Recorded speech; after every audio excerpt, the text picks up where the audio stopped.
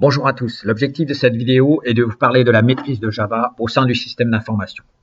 Nous allons rentrer en détail sur une fonctionnalité de Java SE Advanced appelée Java Mission Control and Flight Recorder. Petit rappel historique, à un instant donné, Oracle a fait l'acquisition de la société BEA, principalement pour son serveur Java Enterprise Edition appelé WebLogic Server.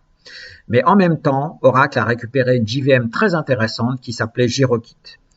Girokit, les ingénieurs de développement avaient implémenté le monitoring directement au cœur de Girokit et avaient rendu ce monitoring appelable via des API natives. Ceci permettait d'avoir un overhead au niveau de l'appel d'environ 2%. C'est-à-dire qu'une JVM qu'on interrogeait en production n'était pas perturbée par son fonctionnement de par ce monitoring.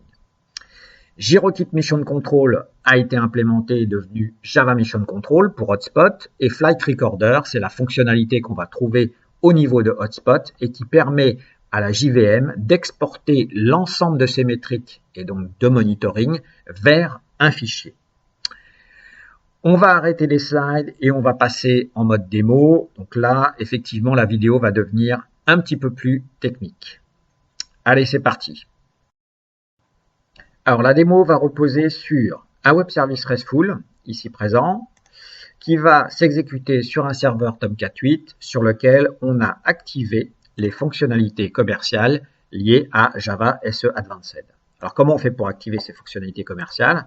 Si on regarde dans les arguments de lancement de la JVM, on voit ces deux paramètres qui ont activé les fonctionnalités pour utiliser Java Mission Control et Flight Recorder. OK? Si je regarde mon service RESTful, voilà, c'est un service qui va permettre, à chaque fois que je l'appelle, de générer une position bancaire factice de manière aléatoire. Regardons un petit peu Java Mission Control. Voilà, Java Mission Control. Ici, on est sur l'écran directement lié à la JVM de Tomcat 8. On voit donc un certain nombre d'informations comme la mémoire, la CPU. On voit aussi un browser de MBean, donc JMX, avec toutes les MBean, soit des MBean de Java, soit les MBean de Tomcat 8. La capacité de poser un trigger. Alors un trigger, c'est un code qui va se déclencher sur un événement. Là, l'événement en question, c'est déclenche un événement si ma CPU de la machine dépasse 90%.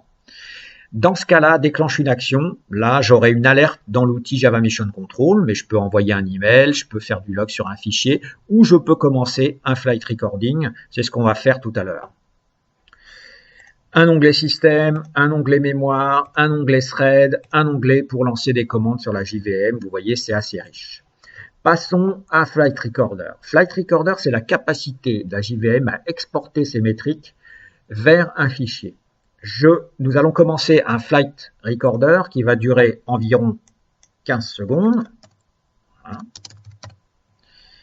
C'est parti, 15 secondes. On va déclencher une injection pour générer du trafic sur le serveur Tomcat. Voilà, donc là j'ai un injecteur qui s'appelle Apache JMeter qui va injecter sur ce web service RESTful un certain nombre de fois. Alors, quand je vais atteindre 10 000, je vais arrêter. On a atteint 10 000. Pouf, on arrête. On regarde effectivement le fichier du flight recording qui s'ouvre dans l'outil Java Mission Control.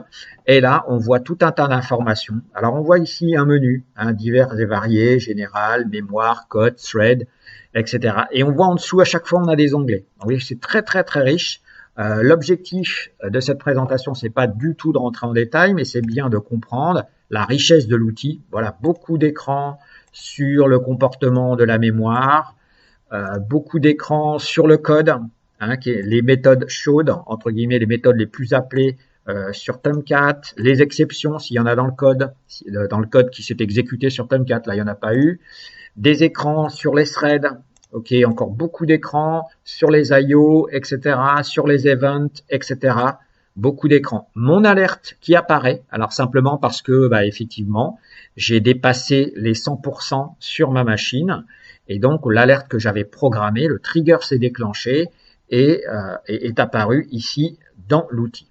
Donc on voit bien que c'est très très intéressant, c'est-à-dire que en production, je vais avoir des JVM qui ont un flight recording qui se déroule régulièrement. Alors soit je le limite par exemple le fichier sur une taille de 50 MO, c'est-à-dire que tous les 50 MO, ça va switcher, soit je le limite en termes de temps, c'est-à-dire que je vais avoir un fichier qui va garder les métriques de monitoring sur la dernière heure.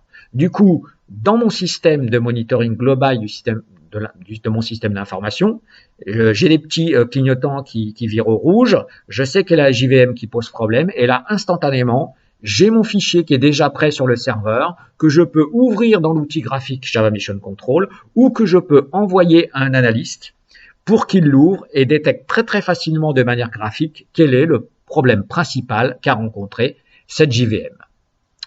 Voilà, je vous remercie pour avoir suivi cette présentation et n'hésitez pas à suivre les présentations qui suivront sur Java SE Advanced.